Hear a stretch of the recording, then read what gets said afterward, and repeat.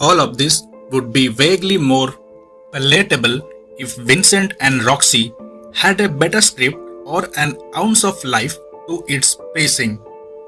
With his second feature, writer-director Gary brings nothing new to a well-worn, grimy subgenre.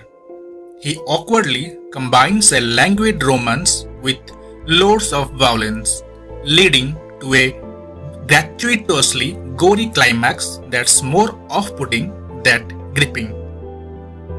As troubled lovers on the run from generically menacing bad guys, Hearst and Kravitz have zero chemistry, so there is no emotional power to the deadly sacrifices they ultimately make for each other. Then again, their characters are so thinly drawn that their connection makes no sense from the get-go. Hearst is Vincent and Kravitz is Roxy. They meet cute if you when he witnesses a car crash she's involved in, then rescues her from the driver who subsequently beats her in the street in broad daylight. A stoic loner with a vintage muscle car, Vincent had been on his way out of town once and for all, looking for a fresh start. But he now feels compelled to protect this beautiful, dangerous stranger. So he squirrels her away in a trailer at his family's farm, which he hasn't visited much in the years since his mother's death. Eventually, the bad guys catch up with Roxy, which leads to a third act blast of violence that's shocking. Not necessarily because it's bloody, which it is, but because it's totally jarring compared to what preceded it. There is no build up to it, no tension. The brutal fate that befalls nearly all of these people comes out of nowhere, and with the exception of a couple of long tracking shots, feels like artless, gore, arbitrary, and unearned. In the middle of it all, and all too briefly, Scott shows up as the main thug Roxy has crossed.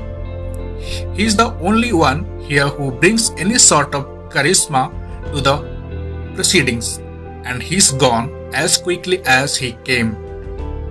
Cohen overacts, Hearst underacts, and Kravitz and Deutsch can only do much as the damsels in distress who made the unfortunate decisions to fall for them. Vincent and Roxy is a nasty little piece of B-grade movie trash that lacks both the verb to grab you as a guilty pleasure and the artistry to be taken seriously as a dramatic thriller. It wastes talented actors who usually have a welcome presence on screen in barely there, go nowhere kinda roles, and it takes place in a thoroughly unpleasant slab of small town Louisiana populated by idiot lowlifes whose primary characteristics are chain smoking and bad tattoos. But hey, I loved this movie but was expecting more content. This movie gave me sort of false hope. I felt like cheated on in a relationship, so I would give this film a thumbs down rating of 4 out of 10. This movie could have been an epic, but some noob director messed up completely. But still, I would suggest you to see this movie, especially when you are going in that silent phase of life. This film won't bother you, but will keep you longing to get some more. So, see you with another episode, guys. Take care.